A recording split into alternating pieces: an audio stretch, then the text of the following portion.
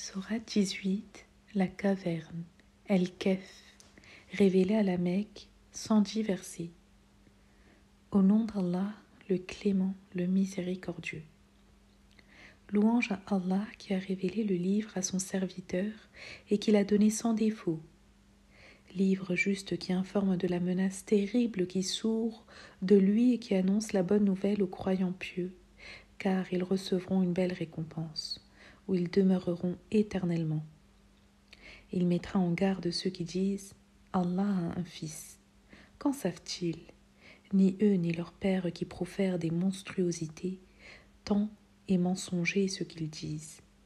Peut-être ton âme sera-t-elle affligée, hélas de constater qu'ils ne croient guère à ce récit.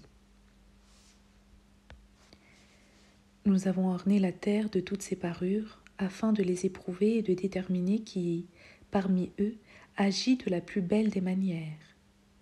Mais nous la viderons de ce qu'elle contient, à moins que tu n'aies trouvé que les compagnons de la caverne et du Rakim soient en l'espèce une étrangeté pour nous. Lorsque ces jeunes gens se réfugièrent dans la caverne, ils dirent « Ô Seigneur, accorde-nous une part de ta miséricorde et donne-nous l'intuition de la bonne conduite. » Dans cette caverne, nous frappâmes leur oreille de surdité, et cela pendant plusieurs jours. Puis nous les réveillâmes de façon à comparer l'impression de chaque groupe quant au temps écoulé. Nous te rapportons le récit avec précision. C'étaient des adolescents qui avaient en effet cru en leur Seigneur et que nous avons orientés dans le bon chemin. Nous avons scellé fortement leur cœur de sorte qu'en se levant, ils puissent dire « Notre Seigneur est le Dieu des cieux et de la terre, nous n'invoquons aucun autre Dieu que lui, auquel cas ce serait une absurdité. » Ces gens-là sont de notre peuple, ils ont pris en dehors de lui des divinités. Si au moins ils avaient des éléments sûrs d'appréciation, qui est plus injuste que celui qui forge des mensonges à l'encontre de Dieu? Dès lors que vous les aurez quittés, eux et ceux qu'ils adorent en dehors de Dieu, abritez-vous dans la caverne, votre Seigneur vous comblera de sa miséricorde et veillera au mieux à votre sort. Tu verras alors comment le soleil en se levant s'éloignera par la droite de leur caverne et, en se couchant, les éclairera par la gauche alors qu'ils se tiennent au milieu. Tels sont les signes de Dieu. Celui que Dieu oriente est alors le bien guidé. Mais celui que Dieu perd, tu ne le trouveras aucun guide. Tu les croirais éveillés, ils sont endormis. Nous les retournerons sur le côté droit et sur le côté gauche, tandis que leurs chiens, pattes allongées et à l'entrée de la caverne. Si tu les avais vus, tu aurais été pris d'épouvante et paniqué, tu aurais fui. C'est ainsi que nous les réveillâmes afin qu'ils s'interrogent mutuellement. « Combien de temps sommes-nous restés ici ?» dit l'un d'entre eux. « Un jour ou un peu moins, lui répondit-on. » D'autres dirent « Votre Seigneur est plus savant que vous sur cette question. Envoyons quelqu'un avec cette monnaie pour acheter quelque bonne nourriture à la ville. Qu'il achète la plus propice et qu'il revienne, mais à condition de se comparer avec délicatesse et que personne ne le remarque. Car s'il vous découvrait, il vous lapiderait et vous forcerait à adopter leur culte. Vous serez plus heureux. C'est ainsi que nous les exposâmes, afin qu'ils sachent que la promesse de Dieu est véridique et qu'il n'y a aucun doute possible sur l'heure. Ils discutèrent entre eux de leur situation et suggestion fut faite d'élever un temple à l'endroit où ils étaient, car seul leur Seigneur connaissait la durée réelle qu'ils avaient passée là. Mais ceux qui eurent le dernier mot dans cette affaire demandèrent plutôt un oratoire. Ils diront « Ils étaient 3 et le 4e était leur chien ». Ils diront « Non, 5 et le 6e était leur chien », tout cela en faisant fi de ceux qu'ils ne connaissent pas. Ils diront « 7 et leur chien était le 8e ». Dis, mon Seigneur connaît leur nombre, ce que peu de gens connaissent. Ne spécule là-dessus que moyennement et sans trop s'apesantir, et ne demande de conseil à personne à ce propos. Et ne t'avance à rien, comme par exemple « Je ferai telle chose demain », sans ajouter aussitôt « Si Allah le veut, Inch'Allah ». Invoque ton Seigneur si tu as oublié de le dire, et demande-lui grâce de t'orienter correctement pour être le plus proche de ton but. Quant aux gens de la caverne, ils demeurèrent dans leur caverne pendant 3 siècles et 9 années de plus. dit « Dieu sait mieux que personne la durée de leur séjour dans la caverne. À lui appartient l'inconnaissable des cieux et de la terre. Il est le plus clairvoyant, celui qui perçoit le mieux et à cet égard, ils n'ont aucun autre tuteur que lui. Il n'associe personne à sa gouvernance. Récite ce qui t'a été révélé du livre de ton Seigneur, des paroles que personne ne peut substituer, de même que tu ne trouveras aucun refuge en dehors de lui. Sois patient avec ceux qui prient leur Dieu matin et soir, ils désirent sa face, que tes yeux ne les quittent pas au profit de la vie de ses parures. N'obéis pas à celui dont nous avons rendu inattentif le cœur au sujet de notre remémoration, celui-là poursuivit sa passion et est insolent. Dis, la vérité vient de ton Seigneur, que celui qui veut croire, croit, que celui qui ne veut pas croire reste incroyant. Nous avons préparé aux coupables un feu qui les embrassera de ses flammèches. S'ils appellent au secours, leur secours sera une eau comme un métal fondu qui brûlera les visages, détestable breuvage pour un séjour non moins exécrable. En revanche, ceux qui ont cru et qui ont fait du bien ne seront pas lésés de la moindre récompense prévue à cet effet. À cela, un jardin d'Éden où couleront des ruisseaux juste au-dessous d'eux. Ils seront parés de bracelets d'or, ils seront vêtus de vêtements verts, rehaussés de soie et de brocart. Ils seront enfin accoudés sur des sofas. Excellente récompense pour un séjour qui n'est pas moins fastueux. Donne-leur la parabole des deux hommes. Nous octroyâmes à l'un d'eux jardin semé de vignes et bordé par des palmiers, et entre les deux un champ de blé. Les deux jardins donnèrent leurs fruits en abondance, au point que leur propriétaire ne fut pas déçu, tandis que nous faisons jaillir en leur milieu une grande source. Il récolta des fruits. Le propriétaire dit à son ami au cours d'une discussion : « Je suis plus riche que toi et je jouis d'un plus puissant clan. » Il entra dans son jardin et enchaîna, se portant préjudice à lui-même. Je ne pense pas que cela puisse disparaître un jour. Je ne pense pas non plus que l'heure soit imminente et quand bien même je serais ramené vers mon Seigneur, j'aurais bien mieux que ce jardin. Le compagnon avec lequel il conversait lui dit : « Vas-tu douter de celui qui t'a créé d'abord de poussière, puis d'une goutte de sperme avant de te donner la forme d'un homme ? Mais il est Allah, mon Seigneur, auquel je ne puis rien associer. Si au moins tu étais entré dans ton jardin en disant : par la volonté d'Allah, il n'y a de puissance que par Allah, tu me verrais moins bien loti que toi par la fortune et les enfants.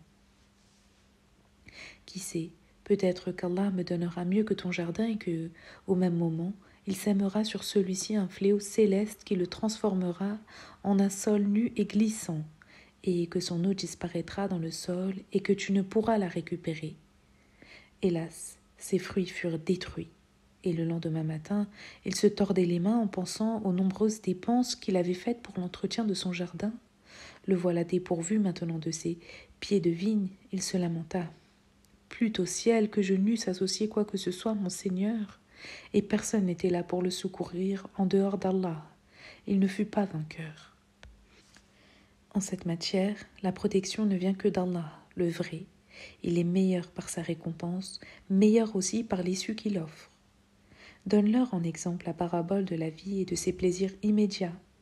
Ce pourrait être une eau que nous faisons couler du ciel et qui se mêlera aux plantes de la terre. Après quoi, celles-ci deviendront du chaume que les vents dispersent. Allah est tout-puissant sur toutes choses. La fortune et les enfants ne sont qu'une parure de la vie d'ici-bas. Seules demeurent les bonnes œuvres engrangées, car elles seront récompensées de la meilleure manière auprès de ton Seigneur et par une grande espérance. Le jour où nous mettrons les montagnes en marche et où tu verras la terre mise à nu et où nous les rassemblerons tous sans exception. Ils seront présentés en rang à ton Seigneur. Vous voilà tels que nous vous créâmes la première fois. Mais vous prétendiez que nous ne vous fixerons pas de rencontre ultime. Le livre sera posé devant eux. Les coupables diront effrayés : quel malheur ! Pourquoi ce livre enregistre-t-il tout ce que nous avons fait et n'en nomme-t-il ni les petites choses ni les grandes ? Ils trouveront ainsi là le décompte de tout ce qu'ils ont fait et ton Seigneur ne lésera personne. Et lorsque nous dîmes aux anges : prosternez-vous devant Adem, et se prosternèrent tous, à l'exception d'Iblis, le mauvais ange qui s'est rebellé quant à l'ordre de son Dieu. Aussi, le prendriez-vous pour tuteur en dehors de moi, lui et toute sa progéniture, alors même qu'ils sont vos ennemis? Triste alternative pour les injustes. Je ne les ai pas pris pour témoigner de la création des cieux et de la terre, pas plus que de leur propre création. Je ne prends pas à mes côtés ceux qui ont pour vocation d'égarer les autres. Et le jour où Allah dira « Appelez mes associés, ceux que vous avez prétendus tels », on les appellera. Mais ils ne répondront pas. Nous aurons fait en sorte que tout un abîme les sépare. Les coupables verront le feu dans lequel, penseront-ils, ils seront jetés sans aucune échappatoire. Nous avons certes, au bénéfice des hommes, disposé dans ce Coran des exemples de chaque chose. Mais l'homme s'est montré essentiellement querellaire.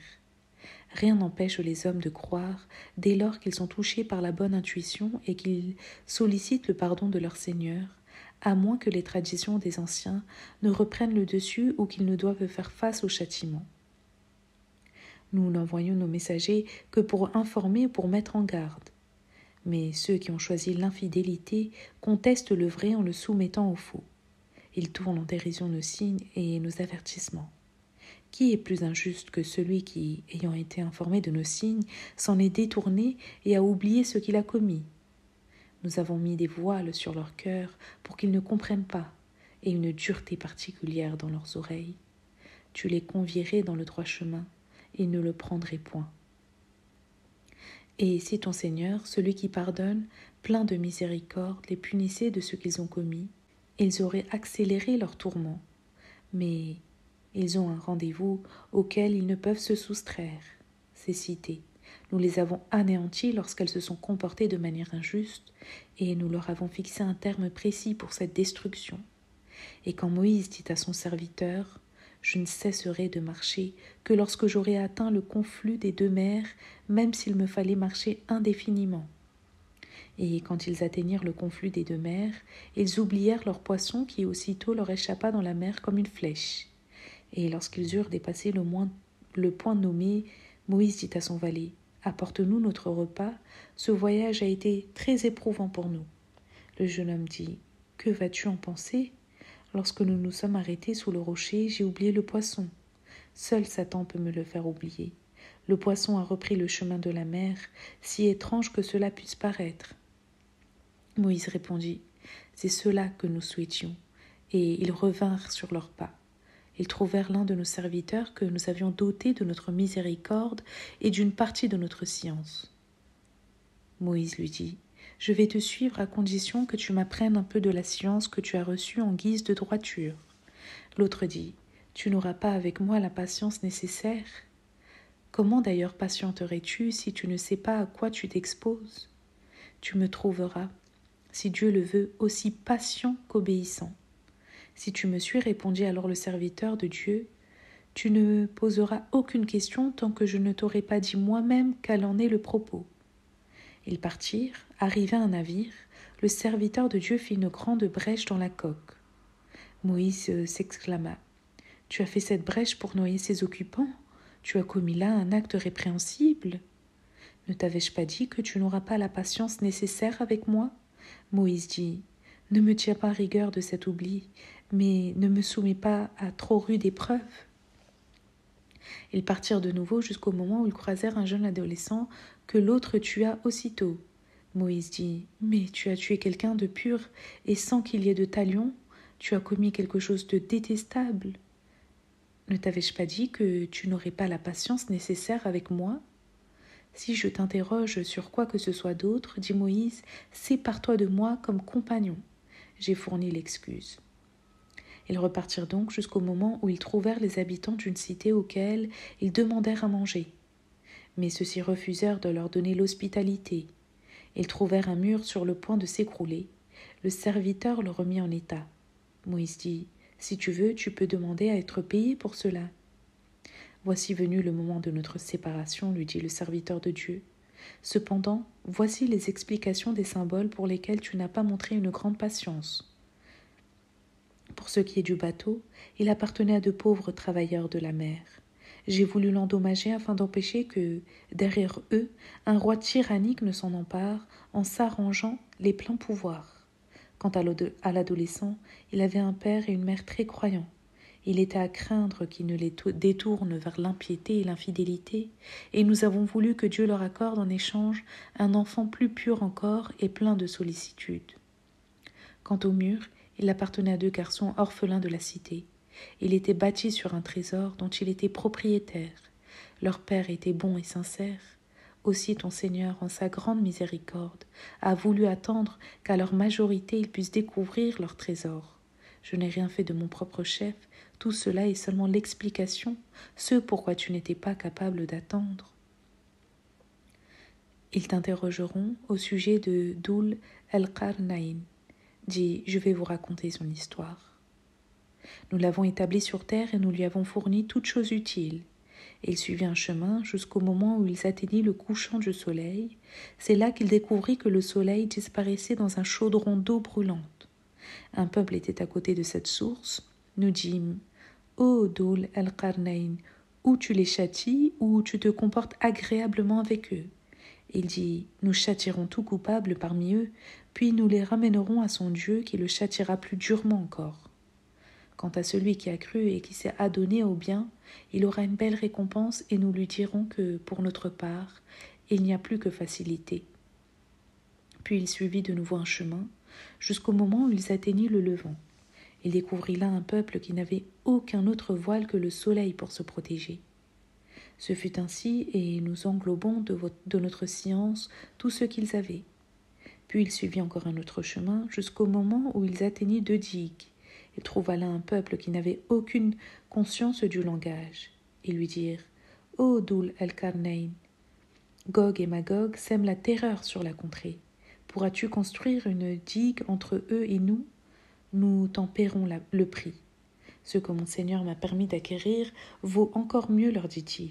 Aidez-moi avec rigueur, j'établirai un rempart entre eux et vous. Apportez-moi des blocs de fer. » Quand il eut comblé l'espace entre les 2 versants, il dit « Soufflez ».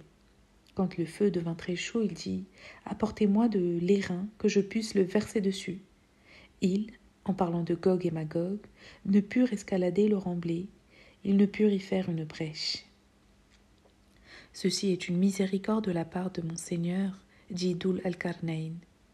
Lorsque l'ordre divin se produira de nouveau, ce remblai sera rasé, tandis que la promesse de mon Seigneur est véridique. Ce jour-là, nous les laisserons déferler par vagues entières les uns sur les autres. À ce moment-là, on soufflera dans la trompette et nous les rassemblerons tous. Et nous exposerons la géhenne aux infidèles ouvertement. Ceux précisément qui avaient les yeux dans le noir à mon sujet et qui n'écoutaient pas nos rappels. Ceux qui ont été infidèles s'imaginent-ils s'allier mes serviteurs en m'excluant ? Nous avons préparé la géhenne comme lieu commun à tous les infidèles.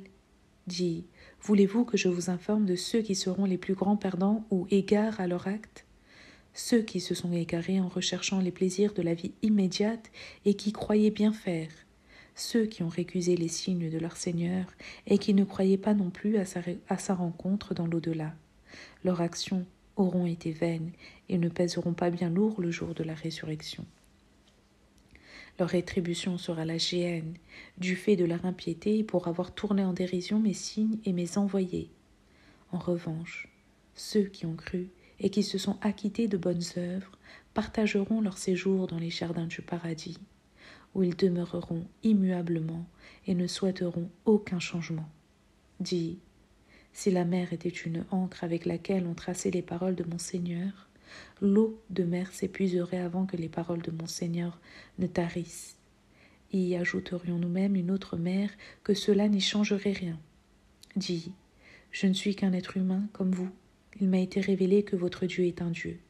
1. Que celui qui espère rencontrer son Seigneur accomplisse de bonnes œuvres et qu'il n'associe aucun autre Dieu à Dieu.